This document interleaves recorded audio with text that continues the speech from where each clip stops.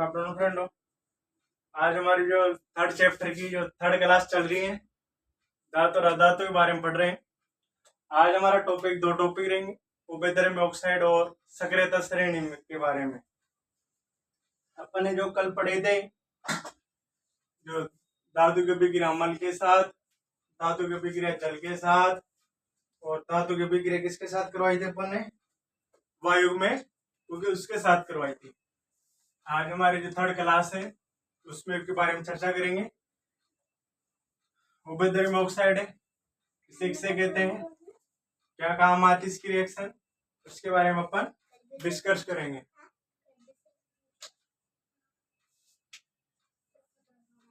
आज third class है इसकी।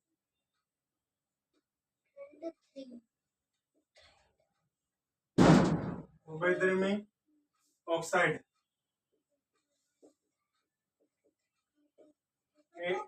एग्जाम में बहुत सी बार क्वेश्चन पढ़ लेते हैं।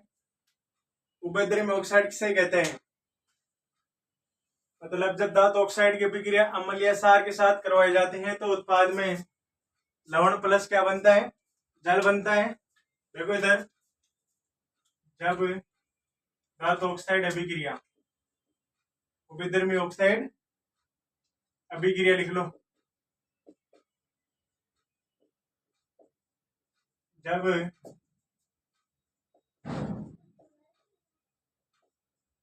धातु ऑक्साइड की अभिक्रिया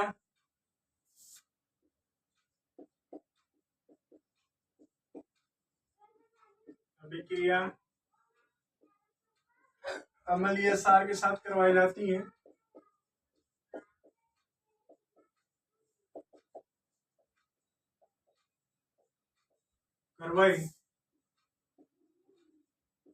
है तो उत्पाद में लवण व जल की प्राप्ति होती है। उसे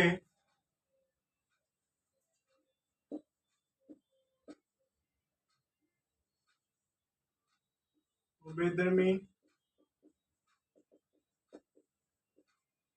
ऑक्साइड अभिक्रिया कहते हैं। मतलब आप किसकी अभिक्रिया किसके साथ करवा रहे हैं, अम्ल जो धातु ऑक्साइड की अभिक्रिया किसके साथ करवा रहे हैं, अम्ल या क्षार के साथ करवा रहे हैं। अब इधर देखो,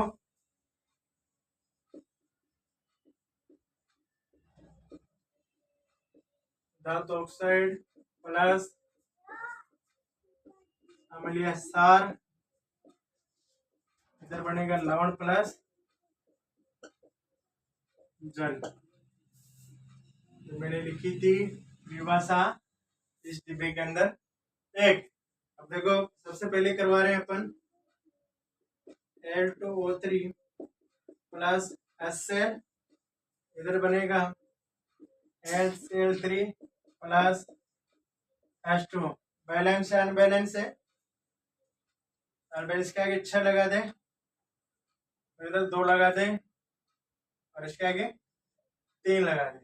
ठीक है, हमारे बैलेंस किसके भी ये अम्ल है, हाइड्रोक्लोरिक अम्ल है। अभी दूसरी रिएक्शन करवा रहे L2O3 प्लस NaOH, ये क्षार है, इसकी भी क्या होगी Al2O3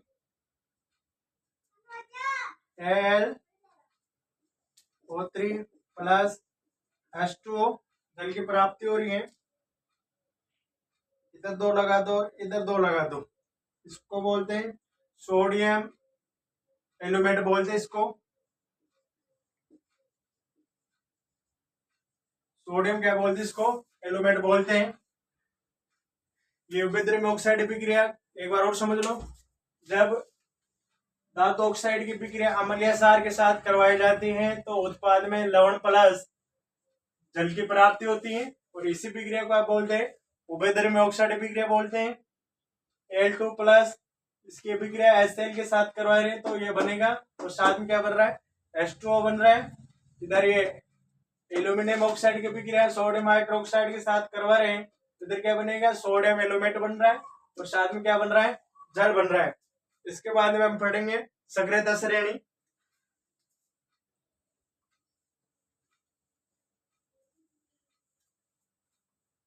क्या होती है सक्रियता श्रेणी, इसके बारे में वो डिस्कस करेंगे।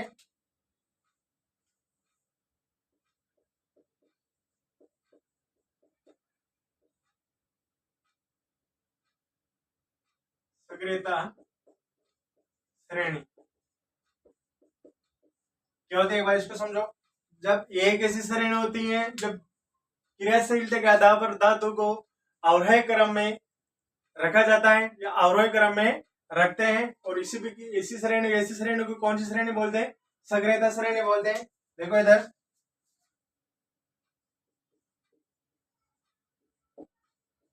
ऐसी श्रेणी जिसमें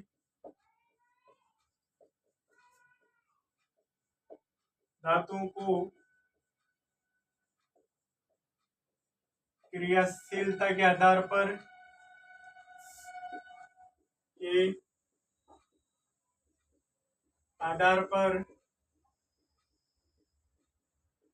अवरोही क्रम में रखते हैं इसी उसे अवरोही क्रम में व्यवस्थित करते हैं, अवरोही क्रम में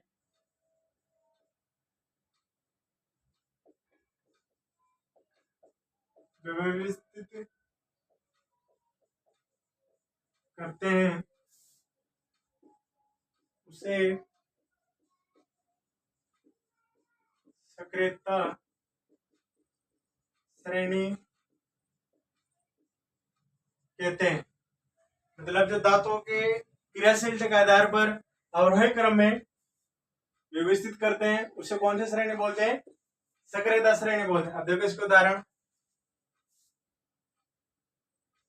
के Na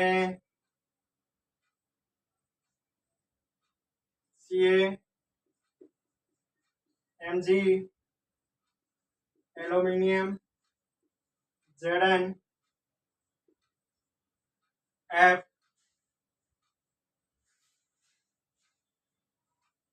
के बाद में पलम्बम हाइड्रोजन Cu का कॉपर पारा के बाद में चांदी है लास्ट में Au है। मतलब ये क्या है, क्रियाशीलता के अवरोही क्रम है, अवरोही क्रम है।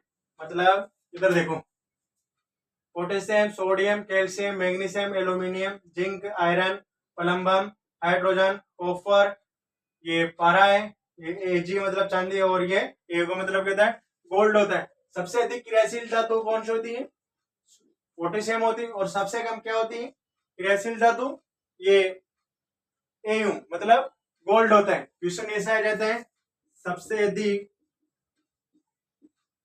अधिक क्रियाशील धातु कौन सी है, सबसे अधिक क्रियाशील धातु कौन सी है अपनी, पोटेशियम है। ये लिख लो पोटेशियम, और इसका प्रतीक क्या होता है के, और सबसे कम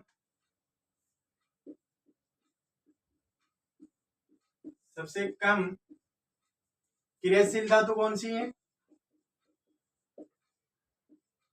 क्रियाशील धातु कौन सी है, Au सोना, इसको बोलते हैं गोल्ड या ओरम। इसका प्रतीक क्या होता है, Au होता है। ठीक है, आज के लिए इतना, सेक्शन में इतना के। चैनल को सब्सक्राइब और कमेंट में लिखो, सब्सक्राइब करो, कमेंट करो। और आज के लिए इतना ही, कल पढ़ेंगे अपन धातु कैसे प्राप्त की जाती है। धन्यवाद।